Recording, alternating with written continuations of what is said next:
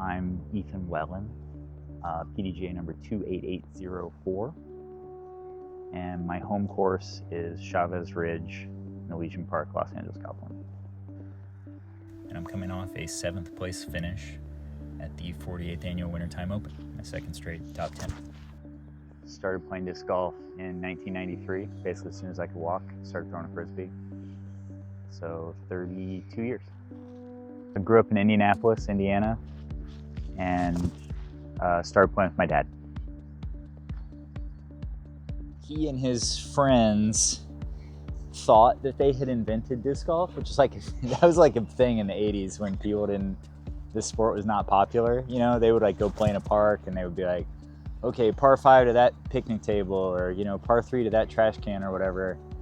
And then the first time that they saw like an actual disc golf course, it was like an epiphany. You know, other people were playing this game.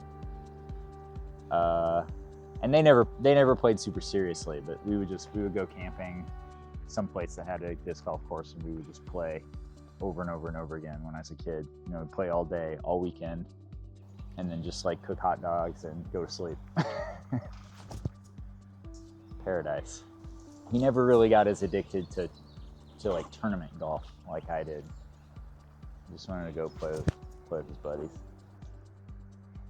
So I played my first tournament, Circus City Open in Peru, Indiana, maybe around 2002, about 12 years old or so.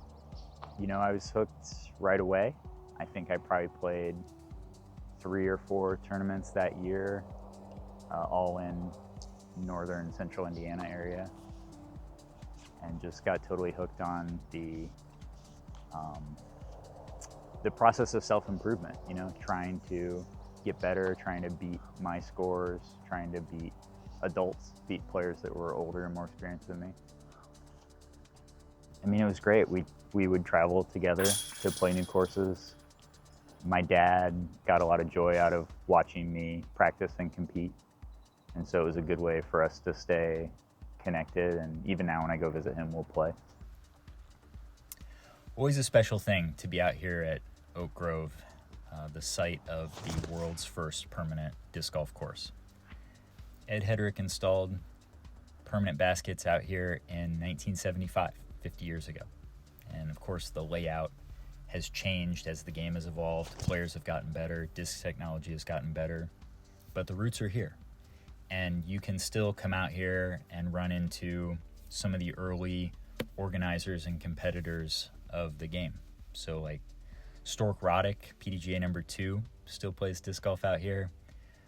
Mark and Susie Horn, the longtime tournament directors of the Wintertime Open for almost 40 years. They ran that event. T.D. Ugalde, Scott Stokely cut his teeth here at Oak Grove. And that story continues, you know. Steve Rico won many Wintertime Opens and now is a tournament director. Paul Macbeth won a ton of Wintertime Opens and, of course, went on to win a ton of World Championships, too. And now it's time for another generation. This year's champion, Dallas Garber, is an 18-year-old on tour for the first time. Incredible player that discovered the game during COVID and has just taken off.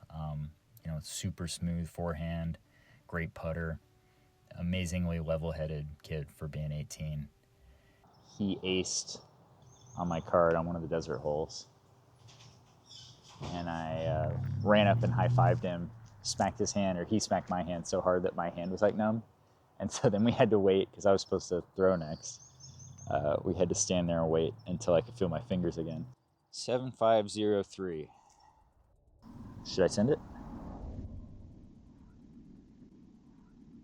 When I was in my 20s, I was just playing all the time, trying to get better and obsessing over practice and playing a lot of rounds by myself. And then in my 30s, lots of like new, younger players coming into the game, harder and harder to compete at like a high level, and wanting more to like just be a part of like the glue of the disc golf community. About a year ago, I got involved with a YouTube channel called Disconnected. A bunch of disc golf tournament content and highlights produced by Lucas Astrom, my good friend. And I worked there as a commentator with Chris Brophy. We nerd out about disc flight and about disc golf competition and history. And most importantly to me, we tell the stories of people who shaped this game. Disc golf is young. I mean, this is the oldest disc golf course in the world, and it just turned 50. So we are still writing our story. You know, we are still finding the things and the people that make this game special. And every day you come to the course, you're part of that legacy, of building that legacy. And maybe 400 years from now, Oak Grove Disc Golf Course will be like, Augusta National or St. Andrews or something like that, like a place that people can look back and say, that's where this game became what it is today.